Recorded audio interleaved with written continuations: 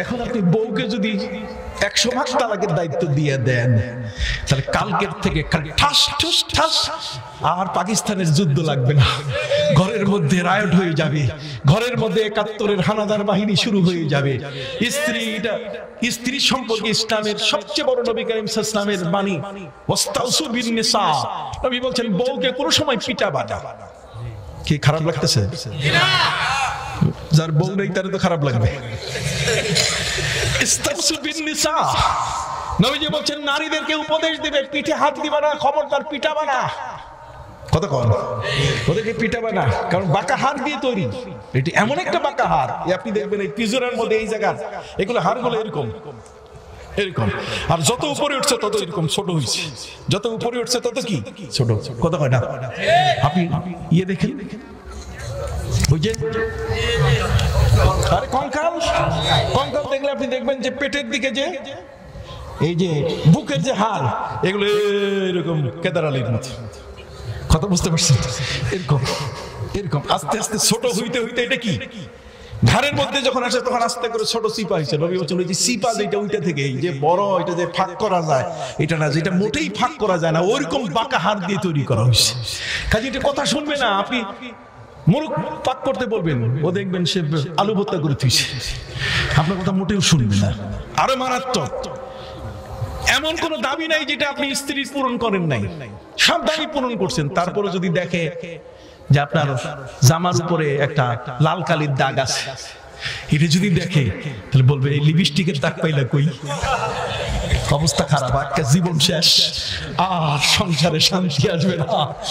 আপনার তো কোনো কারণে অফিসে লাল কালির দাগ লাগছে, বাস্তব কথা।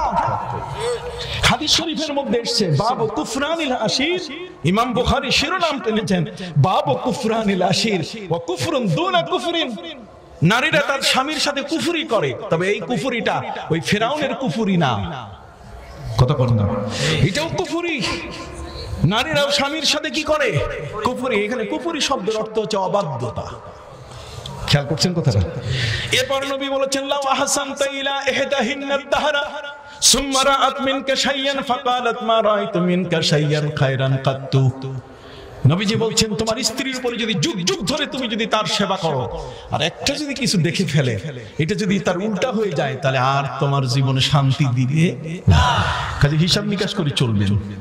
একজন স্ত্রী নেয়ামত, কথা কন না, ভালোবাসার প্রতীক।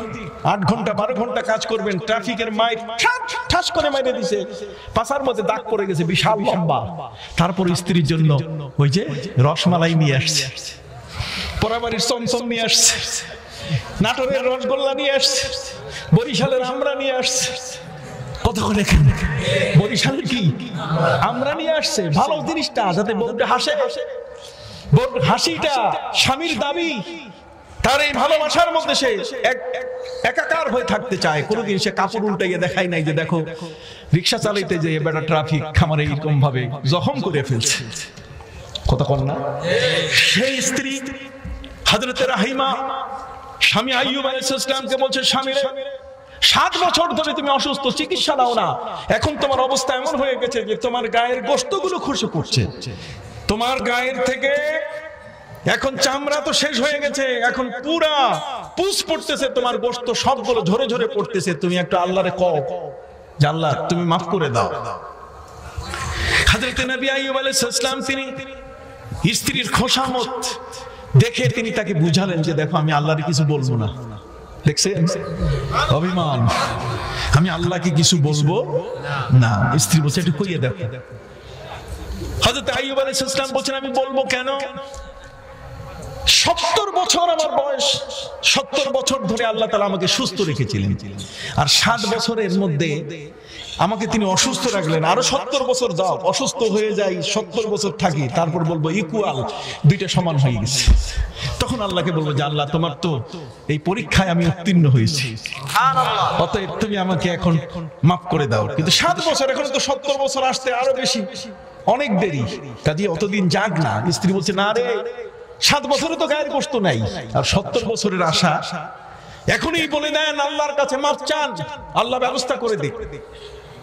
হযরত আইয়ুব আলাইহিস সালাম বলেন না, আমি আল্লাহকে বলতে চাই না। শেষ পর্যন্ত স্ত্রীর দাবি এটা পূরণ না করে তিনি পারেন নাই। তিনি বলছেন ঠিক আছে আমি আল্লাহর কাছে বলতেছি, কিন্তু তুমি খবরদার এতে কিন্তু টোক দিতে পারবে না, এর মধ্যে কলম বসাইতে পারবে না, এর মধ্যে কোনো বাধা সৃষ্টি করতে পারবে না। আমি আমার মতে কই করতে তাও কও তুমি। হযরত আইয়ুব আলাইহিস সালাম তিনি বললেন রব্বি ইন্নী ওয়াহানাল আযমু মিন্নী, তিনি বললেন প্রভু রে, রব্বি আন্নী মাসানিয়াদ দুররু ওয়া আনতা আরহামুর রাহিমিন, রব্বি আন্নী মাসানিয়াদ দুররু ওয়া আনতা আরহামুর রাহিমিন, প্রভু আমাকে কষ্ট ধরে বসেছে, অতএব তুমি তো মহাদয়াময়। দেখেন আল্লাহর উপরে ছেড়ে দিয়ে রাখছে। আল্লাহর উপরে যখন বান্দা তাওয়াক্কুল করে, বিশ্বাস করে, গ্রামের মানুষরা এই মানুষটাকে আর রাখতে চাইল না, তার গায়ের মধ্যে পচন সৃষ্টি হয়েছে, কাজে জঙ্গলে ফেলে দিয়ে আসে। সবাই মিলে তাকে গ্রাম থেকে বের করে জঙ্গলে দিয়েছে। নিজের আপনজন আত্মীয় স্বজন সবগুলো পালায় গেছে, কেউ নাই। কিন্তু রাহিমা স্ত্রী তার প্রিয় স্বামীটাকে তিনি ছাড়েন নাই। এরকম বউ জীবনে পাওয়া যাবে কতক্ষণ না? এরকম স্ত্রী জীবনে পাওয়া সবচেয়ে বড় ভাগ্যের ব্যাপার।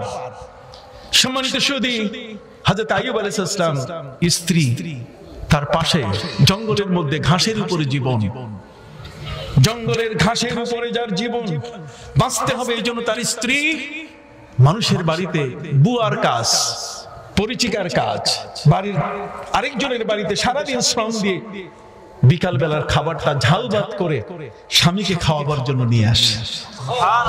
একদিন না দুদিন নয়, কত 18 বছর। কত 18 বছর। 18 বছরের জঙ্গলের কোন পশু এমন নাই যা তাদের সাথে পরিচিত হয় নাই। 18 বছরের মাথায় স্ত্রী সিদ্ধান্ত নিলেন আর কতদিন এমন জীবন যাবে, কাজে আজকে আমার স্বামীকে জীবনের মতো তাকে আমি ঝাউ ভাত খাওয়াই ফেলবো, আর বলবো যে আর পারছি না। ঝাউ ভাত রেডি করে যখন আসা শুরু করেছে মাগরিবের সময়, কতক্ষণ যখন আসছে, ওদিকে আল্লাহ পাক রব্বুল আলামিন কুদরতি ক্ষমতায় আইয়ুব আলাইহিস সালামকে গায়েব করে ফেলছে।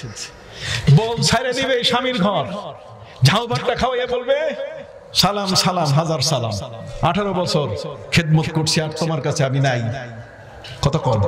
আল্লাহ বলছেন যেই মহিলা 18 বছর ধরে স্বামীর পিছনে শ্রম দিল, আর সেই স্বামীটা অসুস্থ, স্বামী তো আমার কাছে বলছে তুমি তো মহাদয়াময়, তা আমি কিছু যদি না করি তার বউটা তো চলে যাবে, তাহলে আমার এই বান্দাটা তো কষ্ট পাবে। সুবহানাল্লাহ না? আল্লাহর পক্ষ থেকে ব্যবস্থা হয়ে গেল। ওদিকে হযরতে রাহিমা তিনি বনের মধ্যে, জঙ্গলের মধ্যে এসে দেখেন যে স্বামী যে জায়গায় ছিল সে জায়গায় কি নাই। 18 বছর যেই ঘাসের উপরে স্বামী, প্রতিটি মুহূর্তে এসে যখনই ফিরেন তখনই স্বামীকে পান, কিন্তু আজকে বিদায়ের বেলায় স্বামী নাই। যার কাছে বিদায় দিবেন সে বিদায়ের মানুষটাই নাই। ভাইনা আমার, হযরতে রাহিমা তিনি জঙ্গলের মধ্যে দৌড়ানো শুরু করলেন, ডান বাম উত্তর দক্ষিণ পূর্ব পশ্চিম। পশুগুলোর সাথে দেখা হয়, জিজ্ঞাসা করেন তোমরা কি আমার স্বামীকে দেখেছো? হযরতে রাহিমা এই কঠিন অবস্থার পরে তিনি দেখতে পেলেন যে একটা গাছের পাশে একজন ঝুঠাম যুবক, সুন্দর চেহারার যুবক সেখানে দাঁড়িয়ে আছে। সুবহানাল্লাহ। তাকে বললেন, রে যুবক, শাড়ির আঁচল দিয়ে নিজেকে পর্দা করে আমার স্বামী আইয়ুব, তুমি কি তাকে দেখেছো? তুমি এই বনের বাসিন্দা হয়েছে কবে থেকে? আমার স্বামী আইয়ুব 18 বছর ধরে আমি তার সেবা করেছি, আজকে আর বিদায়ের সময় আমি তার কাছ থেকে বিদায় নিব, অথচ তাকে পাচ্ছি না, তুমি কি দেখেছো? তখনই ওই যুবক শাড়ির আঁচল সরাই দিয়ে বলছে, আমি তোমার আইয়ুব। সুবহানাল্লাহ। কি করে তুমি আমার আইয়ুব হতে পারো? এটা অসম্ভব। আমার আইয়ুব তো শোয়া ছিলেন কোথায়? ঘাসের উপরে। তার দেহের থেকে পুজ পড়েছে, আমি তাকে প্রতিদিন নার্সিং করেছি, প্রতিদিন তার গায়ের পুজগুলো আমি মুছে মুছে ফেলে দিয়ে আমি তাকে সুস্থ করার চেষ্টা করেছি। তোমার দেহেতে এমন কোনো পুজ নাই, তোমার দেহেতে এত কোনো ক্ষত নাই। হযরত আইয়ুব আলাইহিস সালাম বললেন, তুমি মনে হয় আজকে সিদ্ধান্ত নিয়েছিলে আমার থেকে বিদায় নেবে, কিন্তু আল্লাহ পছন্দ করেন না, এই জন্য তোমার আসার আগে জান্নাতের মেডিকেল টিম, সার্জিক্যাল টিম পাঠাই দিছে, পাঠাই দিয়ে আমার গোটা দেহটা জান্নাতের প্লাস্টিক সার্জারি করে দিছে। কোন রোগ পুষ বলতে গেলে কিছু নাই, পচন বলতে গেলে কিছু নাই, আমাকে নতুন ভাবে তোমার কাছে আল্লাহ তৈরি করে দিয়েছেন, আমার দেহের প্রতিটি অঙ্গ তোমার জন্য তিনি উপহার দিয়েছেন। স্বামী স্ত্রী দুইজনে মিলে সন্ধ্যার সময় তারা বললেন যে আল্লাহ এত বড় উপকার করলেন। হযরত আইয়ুব আলাইহিস সালাম স্ত্রীকে বলছেন কি করা যায়? স্ত্রী বলছে চলো দুইজনে মিলে সিজদা করি, 60 রাকাত নামাজ পড়ি। কয় রাকাত নামাজ? হাসপাতাল থেকে মাত্র বের হয়েছে, সেই লোকটাকে যদি আপনি উঠতে বসতে বলেন সে তো পারবে না আগের মতো। হযরত আইয়ুব আলাইহিস সালাম 18 বছরের এই দীর্ঘ সময় পর্যন্ত এই অসুস্থ অবস্থায় থাকার পরে সুস্থ হয়েছেন, স্ত্রীর সাথে এই প্রথম এবার দাঁড়িয়ে ইবাদত শুরু করছেন স্বামী স্ত্রী দুইজনে মিলে।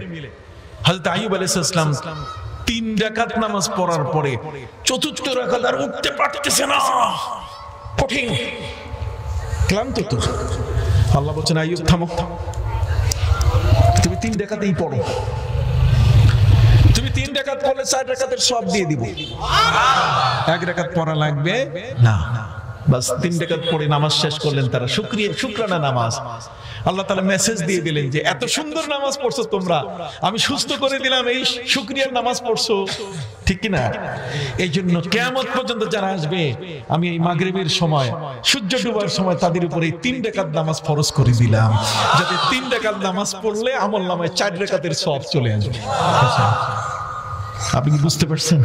প্রত্যেকটা জিনিসের তো একটা ব্যাকগ্রাউন্ড আছে কিনা? আল্লাহর কাছে আমার নবীজি দোয়া করলেন, জিবরিল হাজির, যে আপনি চান কি? আমার নবী বলেন আমি আল্লাহর কাছে কি চাইবো আল্লাহ ব্যবস্থা করে দিন, যা দিবেন তাই মানবো। আল্লাহ বলে দিলেন বালা ইন তাসবিরু ওয়া তাত্তাকু ওয়া ইয়াতুকুম মিন ফাওরিহিম হাদা ইউমদিদুকুম রাব্বুকুম বিখামসাতি আলাফিম মিনাল মালাইকাতি মুসাওwimin। আল্লাহ বলেন নবী আপনি যদি এই ধৈর্যের উপরে থাকেন তাহলে আমি আপনার জন্য প্রথমে 3000 ফেরেশতা আপনার সাহায্যকারী হিসেবে, আপনার তো লাঠি নাই কিছু নাই, 9 জনে মিলে লাঠি কয়টা? একটা। এই যুদ্ধের মধ্যে যদি আপনি পরাজিত হন তাহলে গ্লানি আসবে আমার উপরে, যে আমার ভক্ত হওয়ার পরও এই যুদ্ধের মধ্যে আপনি জয়লাভ করতে পারেন, কাজে জয় পরাজয় এটা আমার হাতে আমি রেখে দিয়েছি। অতএব নবী আপনার সহযোগিতায় আমি 5000 পাগড়িওয়ালা ফেরেশতা পাঠাই দিতেছি। কত হাজার? 5000 পাগড়িওয়ালা ফেরেশতা। আল্লাহ ফেরেশতাদেরকে বললেন যে তোমরা যুদ্ধে যাবা। ফেরেশতা বলছে উই আর রেডি, আমরা রেডি আছি। আল্লাহ বলছেন যুদ্ধ করবা কেমনে? অস্ত্র কই এটা তো জানি না, যুদ্ধ করবা কেমনে? অস্ত্র তো লাগবে। আল্লাহ তাআলা আরো ফেরেশতাদেরকে বললেন, জিবরিলকে বললেন যে তুমি তাড়াতাড়ি সৌদি আরবের মাটির যে আছেসা খেজুরের ডাল এরকম 5000 ডাল নিয়ে আসো। 5000 ডাল এনে প্রত্যেক ফেরেশতাকে বিতরণ করা হলো। এবার আল্লাহ বলেন যে এটা মারবা কোন জায়গায়, এই যে পিটাবা কোন জায়গায়? ফেরেশতা বলছে সুবহানাকা লা ইলমা লানা, আই নো জানি না আল্লাহ কোন জায়গায় পিটাবো। আল্লাহ এটাও শিখাই দিচ্ছেন। সুবহানাল্লাহ। দেখেন আল্লাহর প্রতি বান্দা যখন আত্মসমর্পণকারী হয়ে যায় তখন আল্লাহ তার হাত হয়ে যায়, আল্লাহ তার পা হয়ে যায়, কতক্ষণ না আল্লাহ তার মুখ হয়ে যায়। লা ইয়াজালু আবদি ইয়াতাকাররাবু ইলাইয়া বিন-নওয়াফিল হাত্তা উহিব্বা ফাইযা আহবাবতুহু ফাকুনতু বাসারাহু আল্লাযী ইয়াবসিরু বি ওয়া সামাহু আল্লাযী ইয়াসমাউ বি ওয়া ইয়াদাহু আল্লাতী ইয়াবতিশু বিহা ওয়া রিজলাহু আল্লাতী ইয়ামশি বিহা। কথা বুঝতে পারছেন? ইলা আখিরিল হাদিস আল কুদসি।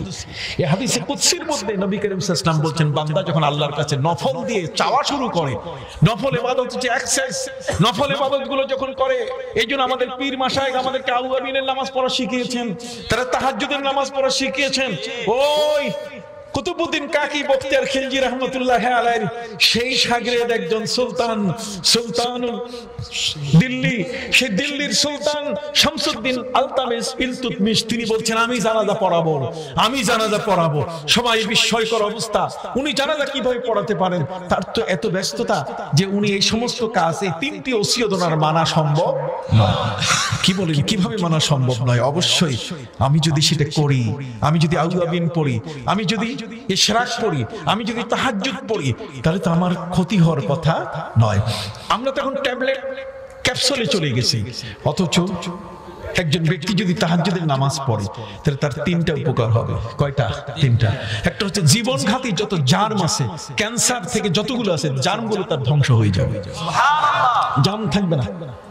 তাহাজ্জুদ গুজার মানুষের শারীরিক সুস্থতা অনেক ভালো। কথা বলেন না? অন্য দেশের মধ্যে সেখানে আপনি দেখবেন যেগুলো বুড়া বয়সে মারা যায়, নামাজ নাই রোজা দেয়, ওর গালগুলো কলকাতা থেকে দিল্লি, তার মানে চেহারার দিকে তাকানো যায় না। তাহাজ্জুদ গুজার মানুষের চেহারার দিকে দেখলে মনে হয় নুরানি চেহারা, মনে হয় হাসতে হাসতে তিনি আল্লাহর দুয়ারে চলে গেছেন। সুবহানাল্লাহ। সম্মানিত সুধী, অতএব এই নফল, কোন ব্যক্তি যখন নফল নামাজ পড়ে, নফল নামাজ পড়লে, তাহাজ্জুদের নামাজ পড়লে একজন ব্যক্তি তার মৃত্যুর সময় কলেমা নসিব হবে, তার চেহারা উজ্জ্বল হয়ে যাবে এবং তার দেহের ভিতরে জীবনঘাতী যে জার্মগুলো আছে এই জার্মগুলো থাকবে না। আগের যুগে আমরা পীর সাহেবের কাছে তেল পড়া নিতাম, পানি পড়া নিতাম, ঠিক কিনা? এরপর তাগা পড়া নিতাম। তাগা বুঝেন? তাগা ওই যে কালা সুতা, কাইতন, কি বলেন ঠিক না? এই যে কাইতন, কাইতন যেটা নিতেন, এই কাইতন এটার মধ্যে ফু দিতেন। আল্লাহু আকবার। তাদের এই ফুয়ের মধ্যে বরকত ছিল এত বড়। হযরতে নবী ঈসা আলাইহিস সালাম বলেন, সারা জীবন আমি ফু দিয়ে কাম করছি। আন্নী রাসূলুল্লাহি ইলাইকুম আন্নী আখলুকু লাকুম মিনাত তিন কাহায়াতিত তায়রি ফাআনফুকু ফিহি ফায়াকুনু তায়রান বিইজনিল্লাহ। তিনি বলছেন মাটি দিয়ে আমি পাখি তৈরি করতাম আর সেটাতে ফু দিলে একটা জীবন্ত পাখির মতো উড়ে যেত সারা জীবন। ওয়াবরিউল আকমাহা ওয়াল আবরাসা ওয়া উহিল মাউতা বিইজনিল্লাহ। আমি কুষ্ঠ বেধির গায়ে হাত দিলে সুস্থ হয়ে যেত। আমি অন্ধ ব্যক্তির চোখে হাত বুলিয়ে দিলে তার দৃষ্টি ফিরে পেত। ঠিক এমনি করে আমি মরা মানুষকে আল্লাহর হুকুমে কবর থেকে জিন্দা তুলতাম। কতক্ষণ না? কবর থেকে কি জিন্দা তুলতাম। তার এক বন্ধু 4 জন মানুষকে তিনি জিন্দা করছেন। ইবনুল আজুজ, ইবনাতুল আশের, কতক্ষণ না? ইবনাতুল আশের, জারিয়া, কথা বুঝতে পারছেন? তাদেরকে তিনি জিন্দা করেছেন। হযরত সাম ইবনে নূহকে তিনি কি করেছেন? জিন্দা করেছেন। সাম ইবনে নূহ, ইবনুল আজুজ, ইবনাতুল আশের, জারিয়া, কথা বুঝতে পারছেন? এই 4 জনকে জীবিত করছেন। তার বন্ধু যখন হযরত ইবনুল আজুজ মারা গেলেন, ঈসা নবী খবর পাইয়া তার কাছে যাওয়া শুরু করছে। তো বাড়ি পর্যন্ত পৌঁছেন নাই, পথেই দেখা হয়ে গেছে, তার লাশ নিয়ে আসছে। তিনি জানাজা বাহনকারী ব্যক্তিদেরকে বললেন, এটা কার লাশ? তারা বলছে ইবনুল আজুজের। একটু নামান, বন্ধু মানুষ, আমি তার সাথে একটু কথা বলবো। লোক বলছে চেম্বার খারাপ হয়েছে, মাথা নষ্ট, কতক্ষণ না? আপনি কি বলেন? এটা হয় নাকি একটা মানুষ মরে গেছে তার সাথে কথা বলা যায়? নামান না, তারপর দেখি। ওরা কোনো মতেই নামাবে না। মেজরিটি, সমস্ত মানুষ, অধিকাংশ মানুষ বলছে চলো, কার কথা শুনবে? 2-4 জন তো উল্টা থাকে সারা দুনিয়ার মধ্যে। 2-4 জন কি ওটা? আমি যে ওয়াজ করতেছি সবার কি ভালো লাগতেছে? 2-4 জন এমন আছে, এটা না, এটা যদি অমুক সাহেব যদি কইতো তাহলে তা বিজ্ঞানের ওয়াজ করতে। আজকে তো আমি বিজ্ঞানের ওয়াজে যাই নাই, আমি গেছি তাসাউফের জগতে, কতক্ষণ না? আজকে গেছি আমি আরেক জগতে, আমি আধ্যাত্মিক জগতে, এবং সেই ওয়াজটা এখনো শুরু করতে পারি নাই। ওয়ায়াসালুনাকা আনির রূহ কুলির রূহু মিন আমরি রাব্বি। তারপর পড়েছি মানে ফি কুলুবিহিম মারাদুন ফাযাদাহুমুল্লাহু মারাদা আলা বিযিকরিল্লাহি তাতমাইন্নুল কুলুব। আমি আয়াতগুলো পড়ছি না, আমি এটার কাছেও যাইতে পারি না। এগুলো সব বাকি থাকবে, সারা দুনিয়া বাকি চলে, কথা বুঝতে পারছেন? কাজে এটা বাকি। এই বছরে যদি শেষ করি তো আগামী বছর তো আর আশা হবে না, কথা বুঝতে পারছেন? কি বলেন? সম্মানিত সুধী, প্রাণের ভাইরা, এই মাহফিলের আয়োজন কোভিড-19 এর মধ্যে আল্লাহ আমাদেরকে অকুত ভয় বানিয়ে দিয়েছেন। আল্লাহর উপরে ভরসা করে আমরা এসেছি, বলেন না আলহামদুলিল্লাহ। তবুও নিয়মটা কখনো ছাড়বেন না। মাস্ক পরবেন, কতক্ষণ না? হ্যান্ড স্যানিটেশন, তার মানে হ্যান্ড ওয়াশিং, হাত তো ধুইবেন, স্যানিটাইজার ব্যবহার করবেন। এরপরে একটু ফিজিক্যাল ডিস্টেন্স, মানে দূরে যতটুকু থাকা যায়। ভাইরাসটা ওটা চিনেই যে বাংলাদেশে আল্লাহর ওলিরাই জমিনটা চাষ করে গেছে, নাহলে যে পরিমাণে বর্তমান সময়কালে যুক্তরাষ্ট্রে যে ঘটনা ঘটছে, আমেরিকায় সাপার হয়ে মরতেছে মানুষ, কতক্ষণ না? আর অথচ আমরা যে সমস্ত মানুষ, মাহফিল চলতেছে, ড্যাম কেয়ার, কাবা ঘরের মসজিদে হারামে পর্যন্ত নামাজ বন্ধ ছিল, কি কোন ঠিক না? মসজিদে নববীতে নামাজ বন্ধ ছিল, আমি মাননীয় প্রধানমন্ত্রীকে বলেছি, আমরা নিজেরাও বলেছি, আমরা মিটিং করেছি যে না, বাংলাদেশের মসজিদে আমরা নামাজ বন্ধ হতে দিব না। একটু ফিজিক্যাল ডিস্টেন্স শুধু মেনটেন করুক আর মাস্ক ব্যবহার করুক। নো মাস্ক নো এন্ট্রি, কথা কর না, নো মাস্ক নো সার্ভিস। আমরা কিছু নিয়ম বলে দিই মানুষগুলো। দেখেন তো এই বাংলাদেশের মানুষের এত ঘনবসতি এলাকায় আমরা বাস করি, তারপর আল্লাহর মেহেরবানি আমাদের পার্সেন্টেজ খুব কি কম, মৃতের হার তুলনামূলক ভাবে কি আলহামদুলিল্লাহ। এখন 9 মাস চলে গেল, মরার ধকল কিন্তু প্রথমে যেই চোটে মরছে মানুষ, সেই তুলনায় একটু কি কমছে। যদিও সেকেন্ড হোক থার্ড হবে, এর মাঝখানে ইনশাআল্লাহ আমাদের জন্য ভ্যাকসিন চলে আসবে। লিকুল্লি দাইন দাওয়া, প্রত্যেকটা জিনিসের কি আছে ঔষধ আছে, আর সেই ঔষধটা তৈরি করে দেন কে? আল্লাহ। শুধু এটারই না, এর আগেও তো অনেক ছিল যে যার হয়েছে যক্ষা তার নাই রক্ষা, সেটাও কিন্তু রক্ষার ব্যবস্থা হয়ে গেছে, কথা বল না। যার হয়েছে ক্যান্সার তার নাই আনসার বা অ্যানসার। অ্যানসারটা হলো ব্রিটিশ শব্দ আর আনসারটা হলো ব্রিটিশ আর অ্যানসারটা হলো আমেরিকান, কথা বলছে। যেমন অ্যানিম্যাল, এই অ্যানিম্যালটা এটা হচ্ছে আমেরিকান ইংলিশ, আর আনিমল হচ্ছে এটা ব্রিটিশ ইংলিশ, কথা বুঝেন না। ইংলিশের মধ্যে কি আছে? ওই যে কইলাম যে ওই যে আই তোরে হদ্দি মাইতোরা রে বা, কথা বুঝেন নাই? এগুলো ভাষাগত পার্থক্য সারা পৃথিবীতে আছে। আল্লাহর মেহেরবানি সেকেন্ড হবে আমরা যে পর্যায়ে আজকে, তারপরও আমরা বসে গেছি কোরআন শোনার জন্য।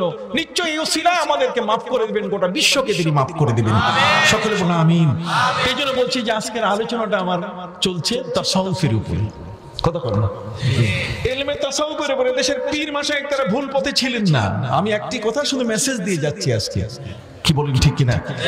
একটি মেসেজ যে আমরা কিন্তু তাসাউফপন্থী মানুষ, এদেশ থেকে আমরা ঝাড়ফুঁককে তুলে দিয়েছি, এগুলোকে আমরা হারাম সাব্যস্ত করেছি, তাবিজকে আমরা হারাম সাব্যস্ত করেছি। তাবিজের নামে 2টা সূরা নাযিল হয়েছে, মুআব্বাযাতাইন, কুল আউযু বিরাব্বিল ফালাক, কুল আউযু বিরাব্বিন নাস। এটা তাবিজের সূরা, এটা তাবিজের সূরা। তাবিজ করা, ফু দেওয়া যাবে, কিন্তু তোমার এটা যাবে না। তো বলতেছিলাম হযরত ঈসা নবীর কথা। তিনি বলতেছেন যে লাশ, এটা আমার বন্ধুর লাশ, নামাও। সবাই বলছে মাথা খারাপ হইছে, মরে গেছে বেটা, তারা নামাইয়া লাভ কি? এখন মাটিতে নামাবো, একে শেষ নামাটা দিব কোন জায়গায়? মাটির ভিতরে, মাটিতে তাকে শোয়াই দিব। কয় না, একটু নামান না।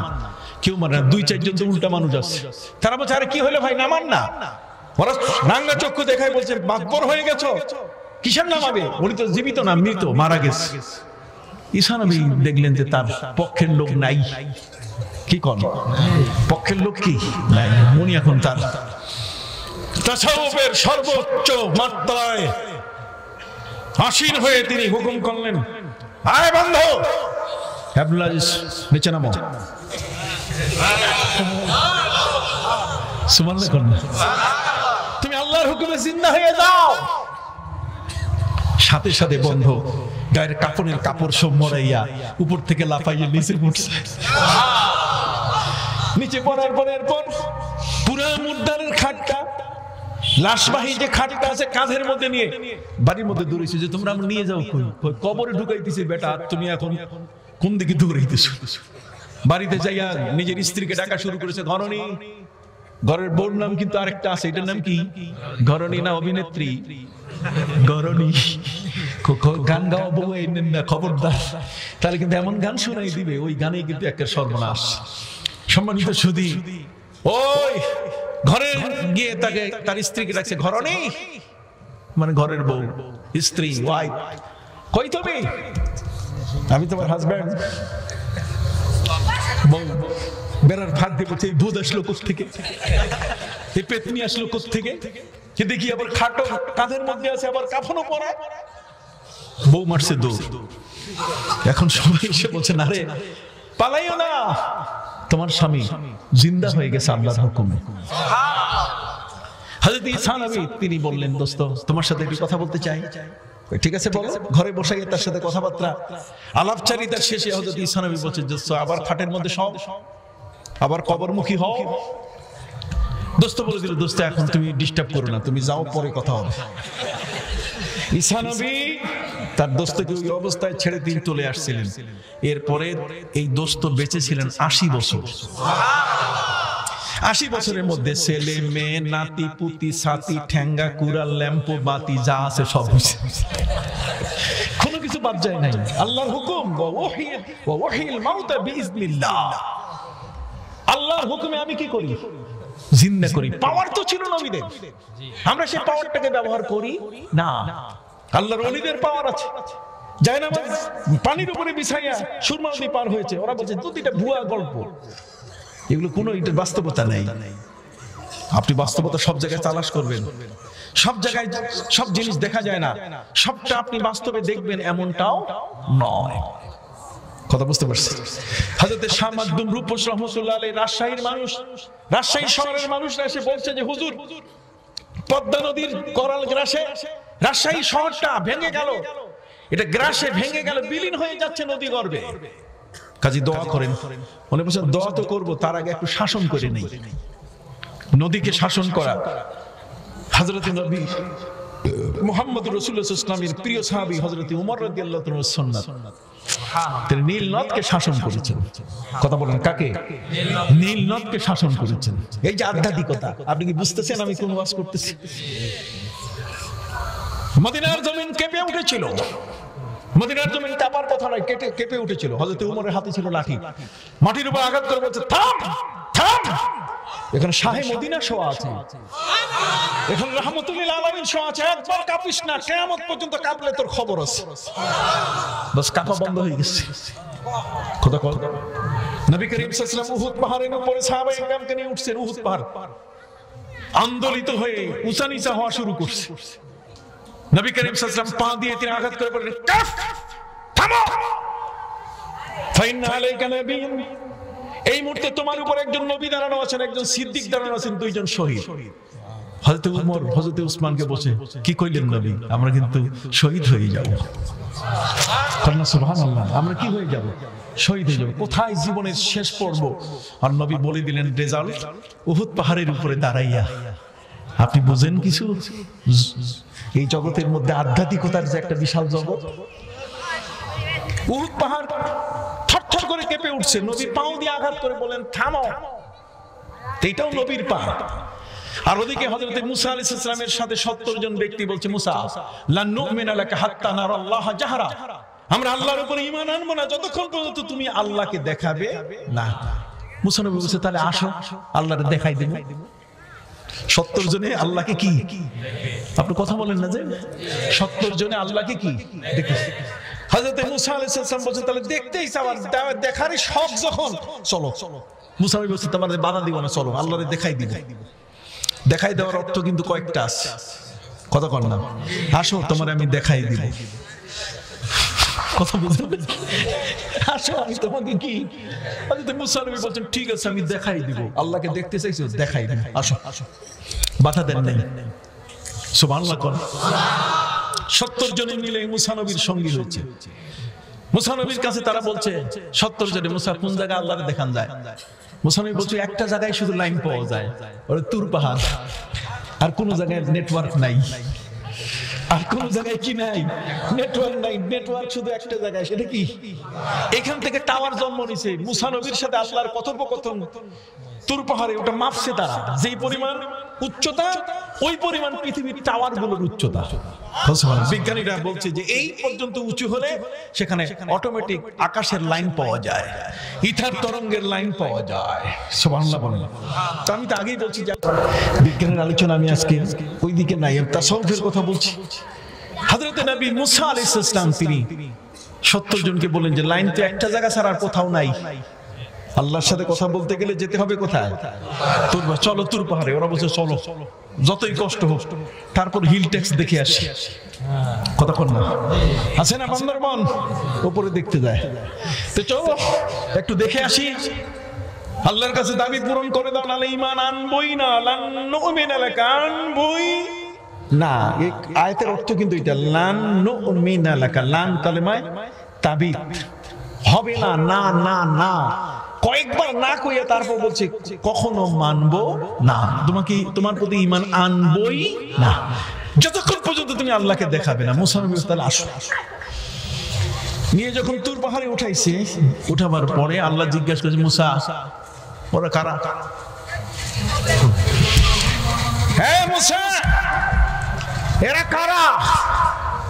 মুসা নবী বলছে যে আল্লাহ, ওরা আমার এলাকার মাতব্বর। আল্লাহ বলছেন নেতা ফিতা আছে, এগুলো সব এই নেতা ফিতা গুলো আমার বিরক্ত করছে, আপনারা না দেখালে ঈমান আনবে না। আল্লাহ বলেন মুসা, তুমি আমার কাছে অনুমতি নিছো? তুমি যে আজকে আমার এখানে আসলা, তুর পাহাড়ে উঠে যে তুমি আসলা, তুমি চাও কি? আল্লাহ ওরা একটু দেখা দেন, ওরা আপনাকে দেখতে চায়, একটু দেখা দেন। আল্লাহ বলছেন আমার অনুমতি নিছো? অনুমতি ছাড়া এখানে আনলা কেন? মুসা নবী চুপ হয়ে গেছে। আল্লাহ, আনছি তো আনছি, একটু দেখাই দেন। মুসা নবী আল্লাহর সাথে চাপুলুসি করতে, চাপুলুসি বোঝেন? না না, চাপুলুসি, চাপুলুসি কাকে বলে জানেন? চাপুলুসি মানে বিনয়ী, বারবার বিরক্ত করা। যেমন বিড়াল, আপনি কাটা দিবেন না, তাও এরকম ম্যাও করে একটা খামসা দিতেছে, ম্যাও কই আপনি দিতেছেন না, তারপরে ম্যাও কই কি দিতেছে খামসা। এটার নাম হলো চাপুলুসি। আপনি আল্লাহর কাছে যখন চাবেন তখন আপনার এই বিনয়টা, ভাবটা যখন বেশি পরিমাণে আসবে, কানতে মন তো চায় না, কান্দা আসে না, তারপরও আপনি কানতেছেন, ও আল্লাহ দাও। আল্লাহ বলছে কিরে, ওটা তো চোখে পানি নাই, তারপর কান্নার ভান করছে, এটা বঞ্চিত করি কেমনে? যাও দিয়ে দাও, দিয়ে দাও, দিয়ে দাও, যা চাই দিয়ে দাও। আমার ভান্ডার তো কি দেয়, খালি না, অফুরন্ত ভান্ডার। আমার ভান্ডারে কোনো ক্রাইসিস নাই, কোনো সংকট নাই। সুবহানাল্লাহ জোরে। হযরত মুসা আলাইহিস সালাম যখন তিনি 70 জনকে নিয়ে উঠলেন, আল্লাহ বলছেন আমাকে দেখতে পাবে না, অসম্ভব, লান তারানি। মুসা নবী বলছেন দেখা না দিলে তো বিপদ, একটু দেখা দেন। আল্লাহ বলছেন পাবেনি না। মুসা নবী বলছেন আল্লাহ দেন, একটু কনসিডার করেন। আল্লাহ বলছেন তাহলে ঠিক আছে, শর্ত সাপেক্ষ। ফানজুর ইলাল জামাল, পাহাড়ের দিকে তাকাও, আমার দিকে তাকাবা না, উপরে কোনো চোখ দিবা না, একটা চোখ ফুটে বাইরে হয়ে যাবে। সুবহানাল্লাহ। আল্লাহ বলছেন চোখটা বাঁচাইতে গেলে নিচের দিকে তাকাও। ফানজুর ইলাল জাবাল ফাসাউফা তারানি, তাহলে তুমি দেখতে পাবে। হযরত মুসা আলাইহিস সালাম যখন 70 জনকে নিয়ে উঠছেন, উঠার পরে আল্লাহর পক্ষ থেকে পাহাড়ের মধ্যে কাঁপন সৃষ্টি হয়েছে, কম্পন। এই কম্পনের মধ্যে এমন করে থর থর করে কাঁপছে, থর থর করে কাঁপছে। আমি দেখাই দিতেছি, থর থর করে কাঁপতেছে। কাঁপতে যাইয়ে মুসা নবী কাইট হয়ে যাইতেছে, ওই 70 জনের একটা আরেকটারে ধরতেছে। কি হয়ে গেল বুঝেন নাই? ভূমিকম্প হলে যে কাম হয়। 70 জন, মুসা নবী তো নিজেই বেসামাল, তার মানে এখন এমন এক অবস্থা যে উনি যা বলবেন হবে না, কাঁপা শুরু করছে। এখন আর কাঁপা থামে না, এমন কাঁপুনি, ওই কাঁপুনির মধ্যে 70 জন মাটিতে বেরো শেষ, একটারও জান নাই, সবগুলো বেজান হয়ে গেছে, সবগুলো মুর্দা হয়ে গেছে, সবটাই মারা গেছে, একটাও নাই। মুসা নবীও একেবারে সিধ হইয়া পাও টান করে দিছে, কতক্ষণ না, উনিও বেহুশ হয়ে গেছেন পুরা। ঘটনা ঘটে গেল আরেকটা, এই কাঁপুনি আর উহুদের ময়দানে, উহুদের পাহাড়ের উপরে নবী যখন উঠলেন, এই দুই কম্পন কিন্তু এক না। ওখানে নবী থামাই দিয়ে বললেন থামো, এই মুহূর্তে তোমার উপর একজন কি আছে। ওখানে তো মুসা নবী কইতে পারে নাই যে নবী আছে, কতক্ষণ না। মুসা নবী বললেন যে যেগুলো আনছি এগুলো সব দুষ্ট, কথা বুঝেন না, এগুলো সব বাটপার, একটাও ঠিক মতো আল্লাহকে মানে না, শর্ত দিছে বড় কঠিন, এই জন্য কোনো সুপারিশ নাই। এখন সবগুলো কাঁপতে কাঁপতে কি অটোমেটিক মৃত্যু, মৃত্যু হয়ে গেছে। মুসা নবীকে আল্লাহ জাগায় উঠে জিজ্ঞেস করে, মুসা এখন কও কি, কেমন আছো? মুসা নবী বলছে যে আল্লাহ যা করছেন করছেন, এখন যাওয়ার সুযোগ দেন, বাড়িতে যাই। আল্লাহ বলছেন যাও, পথ খোলা, তোমার জন্য আমি বাধা দিয়ে রাখি নাই। মুসা নবী বলছে যে আল্লাহ 70 জন না হলে আমার খবর আছে, ওরা তো ছেলে মেয়ে জানে যে আমার সাথে আসছে, কাজে আমি যদি ঠিক মতো বুঝাই না দিই তাহলে কিন্তু আমার টিকে থাকা বড় মুশকিল, আরো মহাবিপদ চলে আসবে, কাজে এই 70 জনকে আপনি একটু বাঁচাই দেন। আল্লাহ বলছেন তোমার এত ভয়, জিবরিল যাও একটা একটা করে জিন্দা করো, আর বাকি 69টা দেখাও। একজনকে ঝাঁকি দিয়া চোখ মুখ খুলে জিন্দা হয়ে গেছে, বাকি 69 জন দেখতেছে এটা মরিয়া সব তক্তা হয়ে আছে, কতক্ষণ না, একবারে ঠান্ডা হয়ে আছে। হাত দাও, যাই দেখে একটাও নাই। এরপরে জিবরিল আমিন দ্বিতীয় জনকে জিন্দা করার ব্যবস্থা করলেন, তৃতীয় জন, এইভাবে 70 জনের জিন্দা হলো। মুসা নবী বললেন কিরে আল্লাহ দেখবা, ওরা বলছে চলো তাড়াতাড়ি বাড়িতে যাই, হাত দেখা দেখি নাই। এই কম্পন আর ওই কম্পন, দুই কম্পন কিনা একটা। কাজে নদী শাসনের ব্যাপার বলতেছি, হযরতে ওমর ফারুক রাদিয়াল্লাহু তাআলা আনহু তিনি নীল নদের ব্যাপারে যখন শুনলেন যে নীল নদ এটা একজন নারীকে জবাই করে তার রক্ত খেলা ছাড়া এখানে পানি আসে না, হযরত আমর ইবনে আস রাদিয়াল্লাহু তাআলা আনহুকে দিয়ে তিনি চিঠি পাঠিয়ে বললেন, নীল নদ আমি ওমর কিন্তু শাসক, অতএব তুমি এখন থেকে চিঠিটা তোমার গায়ে লাগলে মনে করবে আমি উমরের হুকুম জারি হয়ে গেছে। হযরত আমর ইবনে আস রাদিয়াল্লাহু তাআলা চিঠিটা ফালান শেষ হয়নি, তার আগেই পানি বাইরে আসা শুরু করছে। হযরতে শামসুদ্দিন রূপস রাহমাতুল্লাহ আলাইহির কাছে ওই রাজশাহী শহরের মানুষরা বললো, হুজুর দোয়া করেন। ওই বলছেন যে দোয়া পরে, আগে শাসন করে নেই। উনি পায়ের থেকে খড়ম হাতে নিয়ে এরপরে পদ্মা নদীর দিকে ছুঁড়ে মারছে। এই পদ্মা থাম, থাম করে ছুঁড়ে মারছে। ডাইন পায়ের খড়ম কিন্তু নাই, এখন বাম পায়ের খড়ম আছে।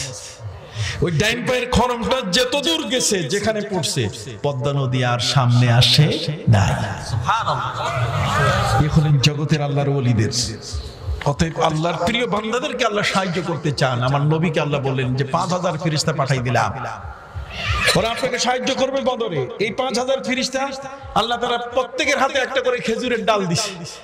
এখন ফেরেশতা জিজ্ঞেস করছে মারবা কই? কয় মারার জায়গা তো জানি না। আল্লাহ বলেন ফাদরিবুহুম ফাওকাল আনাক ওয়াদরিবু মিনহুম কুল্লা বানান, ঘাড়ের উপরে মারবা আর জয়েন্টে জয়েন্টে পিটাইবা। ফেরেশতারা বলছে আল্লাহ আর কোনো খাতির নাই। নিচে যাওয়ার পরে পৃথিবীতে আসার পরে পাগড়িওয়ালা ফেরেশতা হাতের মধ্যে আসেসা খেজুরের কি ডাল, আসেসা বুঝেন না, কাটাওয়ালা, এমন ভাবে পিটান শুরু করছে, সবগুলা চাংতারা দেখা শুরু করছে। অস্ত্র নাই, অস্ত্র দিলেন কে? আল্লাহ। জোরে বলেন কে দিলেন? আল্লাহ। ক্ষমতা নাই, ক্ষমতা দিলেন কে? আল্লাহ। আবু বকর সিদ্দিকের সিনার মধ্যে ইলহাম হয়ে গেছে, সিনা খুলে গেছে, নবীজি আর দোয়া করার দরকার নাই, অ্যাকশন শুরু হয়ে গেছে। আরশের মধ্যে আরশের গায়ে আগুন লেগে গেছে। জোরে বলেন সুবহানাল্লাহ। কঠিন অবস্থা, কাজেই নবীর দোয়া কবুল হয়ে গেছে। আমরা কিভাবে পারছি?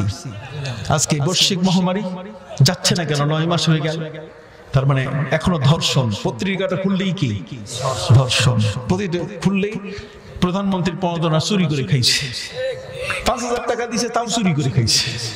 কতক্ষণ না? এর আগে তো ইতিহাস আছে সৌদি আরবের দুম্বা চুরি করে খাওয়া। কত সৌদি আরবের দুম্বা পাঠাই দিছে, এগুলো মানলতের জিনিস, গরিব মিসকিন খাবে। আর এগুলো যার কাছে আসে বড় লোকগুলো সব ভাগা খাইয়া শেষ। আমি কি মিথ্যা বলছি? গজব বাবা এমনি এমনি আসে নাই, এগুলো আসছে নানা কারণে। এই জন্য আমাদেরকে এখান থেকে ঠিক হতে হবে। ওয়ানাজ্জালনা আলাইকাল কিতাবা তিবয়ানাল লিকুল্লি শাই। কোরআন কিন্তু প্রতিটি জিনিসের ব্যাখ্যা আমাদের সামনে দিয়ে দিয়েছে। কাজেই আল্লাহ বলেন ওয়া মা কানা আল্লাহু মুআযযিবাহুম ওয়া হুম ইস্তাগফিরুন। বান্দা যখন তওবা করতে থাকে, আল্লাহর কাছে মাফ চাইতে থাকে, তখন আল্লাহ তাআলা আস্তে করে গজবটাকে তুলে নেন। আল্লাহ বলেন ওয়া তুবু ইলাল্লাহি জামিআন আইয়ুহাল মুমিনুন লাআল্লাকুম তুফলিহুন। শুধু ইমাম সাহেব তওবা করলে হবে না, শুধু খতিব সাহেব তওবা করলে হবে না, শুধু আজকের বক্তা সাহেব তওবা করলে হবে না, মুসল্লিকেও তওবা করতে হবে। ওই এলাকার যত মানুষ, তাদের ঘরে যত বউ আছে, তাদের যুবক যারা আছে, সর্বশ্রেণীর মানুষকে কি করতে হবে? তওবা করতে হবে। আল্লাহ বলেন ওয়া তুবু ইলাল্লাহি জামিআ ওয়াতুবু ইলাল্লাহি জামিআ। সবাই মিলে আল্লাহর কাছে কি করো? তওবা করো। আইয়ুহাল মুমিনুন, হে ঈমানদার ব্যক্তিরা, লাআল্লাকুম তুফলিহুন, তোমরা সফল হয়ে যাবে।